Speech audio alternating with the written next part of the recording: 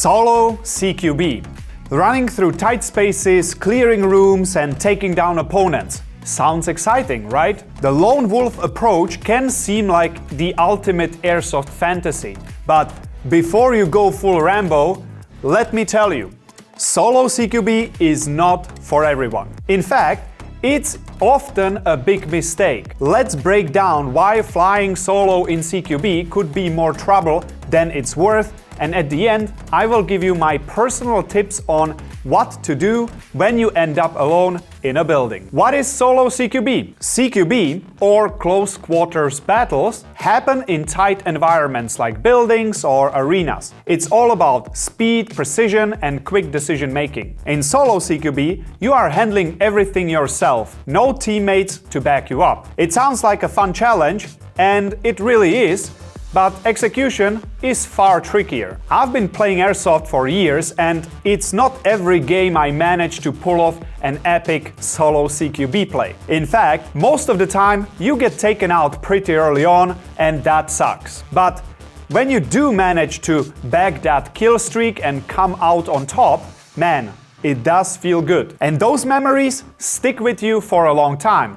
Plus, you earn some bragging rights for the day. But what are the reasons not to go solo? Number 1. Gear failure will kill your mission. When you are on your own, you are only as good as your gear. In Solo CQB, you need your kit, your primary, sidearm, mags, and loadout working flawlessly. A malfunction or simply running out of BBs can ruin the whole mission. Without teammates, you can't rely on backup or cover if things go wrong. If your gun jams or your mag breaks or if you just run out of BBs, the game's usually over. Solo CQB demands perfect equipment and gun manipulation skills like reloading or knowing how to react to malfunctions, and if you are not maintaining your gear or practice enough with it, the smallest issue could cost you everything. Number 2. Limited situational awareness. Another disadvantage of flying solo is losing shared situational awareness. In team-based CQB, teammates provide coverage and intel. They can watch your back and alert you to enemies you might have missed. In Solo CQB though, you are responsible for everything. You need to keep track of every angle, listen for movement, and scan your SIGs constantly. This can quickly become tiring because you simply just cannot look in every single direction all the time. One misstep and you might miss an opponent who's already got you in their sight. In Team CQB, your squad can handle the awareness.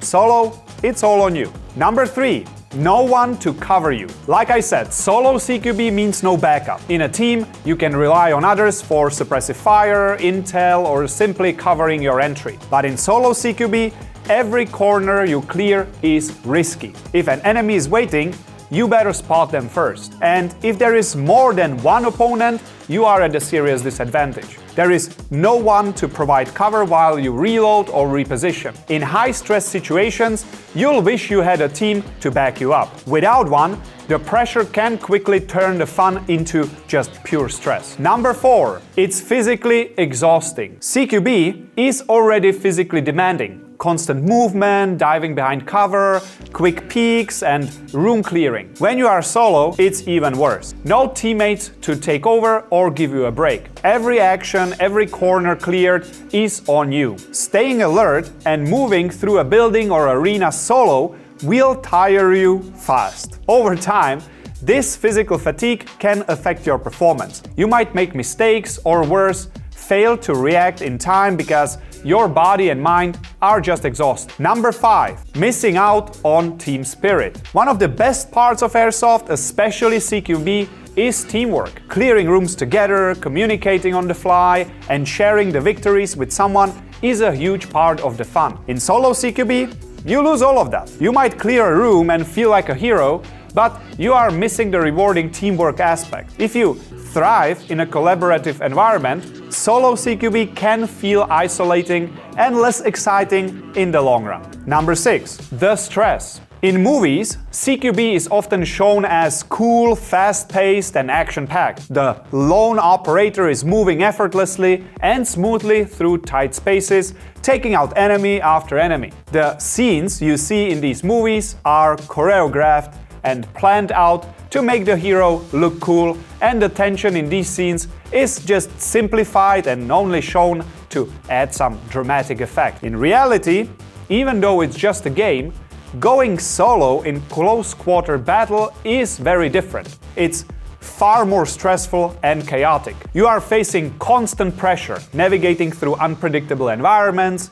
There are disorienting noises, physical exhaustion, and a constant fear of being caught off guard. I still remember the feeling when you just know you are completely on your own in a building and you hear enemies approaching. Say what you will, but the adrenaline is there and not everyone can handle it easily. Sure, over the years I got used to it and now I really enjoy it, but it's definitely not for everyone. Still, I would recommend giving it a try.